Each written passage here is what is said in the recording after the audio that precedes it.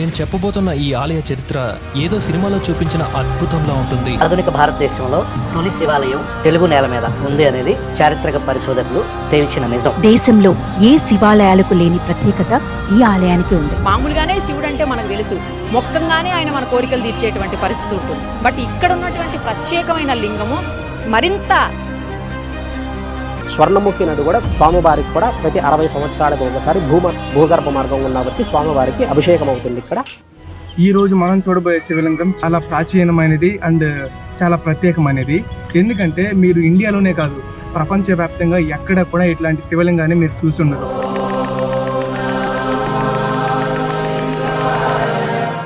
ఈ గుడి అనేది తిరుపతి జిల్లాలోని గుడిమల్లం అనే గ్రామంలో ఉంది.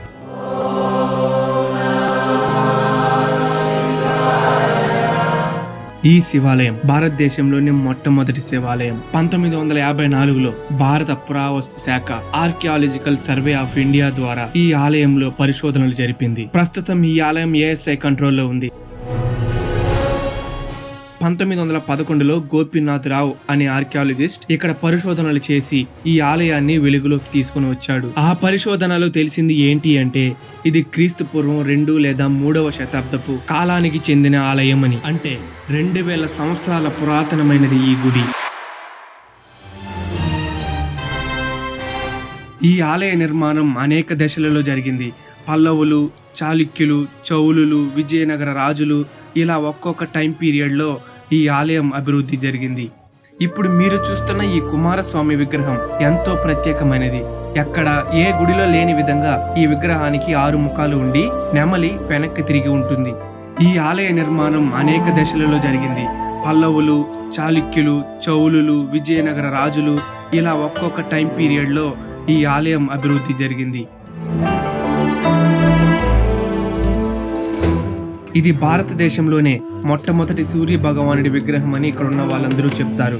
ఇక్కడ ఉన్న మరో అరుదైన విశిష్టత ఏంటి అంటే ప్రతి 60 సంవత్సరాలకు ఒకసారి శ్రీకాళహస్తి నుండి స్వర్ణముఖి నది రహస్య భూమార్గం ద్వారా ఇక్కడికి వచ్చి శివలింగం రూపంలో ఉన్న త్రిమూర్తులకు అభిషేకం చేసుకుని వెళ్తుందట. అదే విధంగా సంవత్సరానికి ఒకసారి సూర్యకాంతి గుడి ధ్వజస్తంభం ద్వారా నేరుగా గర్భగుడిలోకి వచ్చి శివలింగం యొక్క పై భాగాన్ని తాకుతుందంట. ఈ ప్రక్రియ మొత్తం 14 రోజులు జరుగుతుంది. ఉజ్జయినిలో దొరికిన క్రీస్తు పూర్వం 3వ శతాబ్దపు రాగి నాణేలపై లింగ చిత్రాలు ఉన్నాయి. అవి గుడిమల్లం శివలింగాన్ని పోలి ఉన్నాయి. అండ్ మధురా మ్యూజియం లో ఉన్న క్రీస్తు పూర్వం 3వ శతాబ్దపు శిల్పం కూడా గుడిమల్లంలో ఉన్న శివలింగం రూపంలో ఉంటుంది. దీని ద్వారా ఈ శివలింగం యొక్క శిల్పకళ చాలా పురాతనమైనదని నిర్ధారించబడింది. అంతేకాదు గుడిమల్లంలో ASI త్రవ్విన తవ్వకాల్లో అక్కడ మట్టిలో పురాతనమైన కొండలు అండ్ పంచ్ మార్క్డ్ కాయిన్స్ అంటే ముద్ర వేసిన నాణేలు దొరికాయి. పల్లవులు 6 నుండి 7వ శతాబ్దపు మధ్య కాలంలో గర్భగుడిని బలపరిచారు. చాళుక్యులు, చౌలులు 8 నుండి 12వ శతాబ్దపు మధ్య కాలంలో మండపాలు కట్టించారు. విజయనగర రాజులు 14 నుండి 16వ శతాబ్దపు మధ్య కాలంలో బాహ్య గోపురం అంటే ప్రవేశ ద్వారాన్ని నిర్మించారు.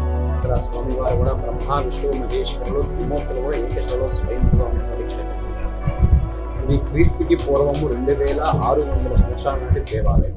నార్మల్గా దీన్ని గుడిమల్లం అని పిలవరు. అప్పటి కాలంలో ఇది చాలా పల్లంగా ఉండేది అనమాట. ఆ శివలింగం కూడా చాలా కిందన ఉంటుందన్నమాట. సో అందుకే దీన్ని గుడి పల్లాంగా పిలిచేవారు. కాలక్రమేణా ఇది గుడి మల్లాంగా మారింది. ఈ గుడినే పరశురామేశ్వర స్వామి ఆలయం అని కూడా అంటారు.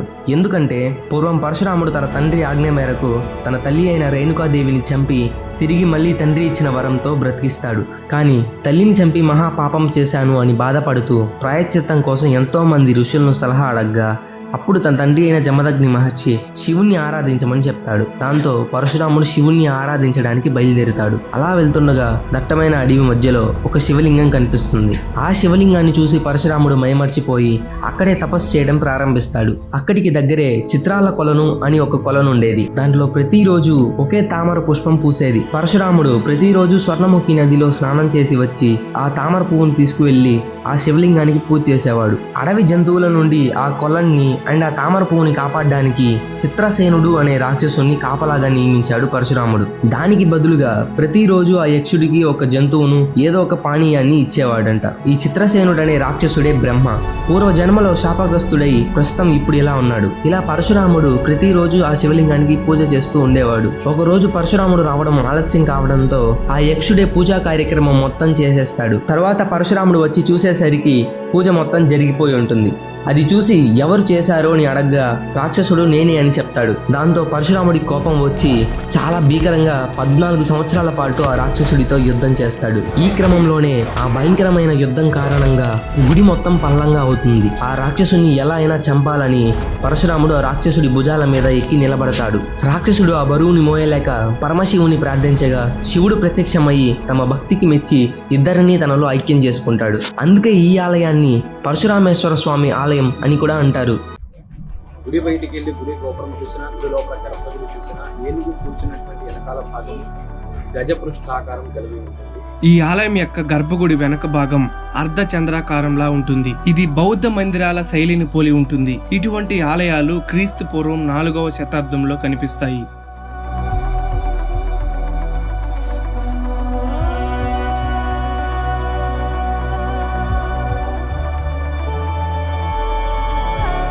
ఈ శివలింగం మానవ పురుషాంగంలా ఉంటుంది.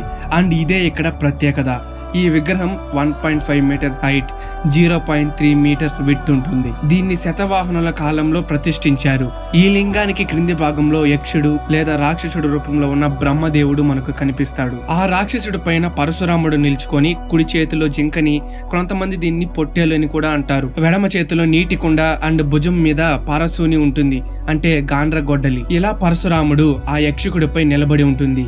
ఒకే విగ్రహంలో త్రిమూర్తులు కలిసి ఉండటం ఈ ఆలయంలోనే మరో విశిష్టత. ప్రతి 60 సంవత్సరాలకు ఒకసారి దక్షిణ కైలాసము కాళహస్తి స్వర్ణముఖి నది భూగర్భ మార్గం గుండా జలం వచ్చి నేరుగా స్వామి వారికి అభిషేక విశేషం.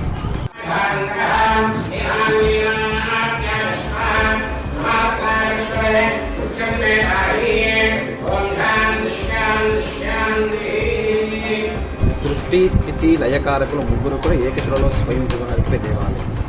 మానవ పురుషాంగం రూపంలో ఉన్న ఈ శివలింగాన్ని దర్శించుకోవడం ద్వారా పిల్లలు లేని వారికి సంతాన ప్రాప్తి కలుగుతుంది అని ఇక్కడికి వచ్చే భక్తుల నమ్మకం.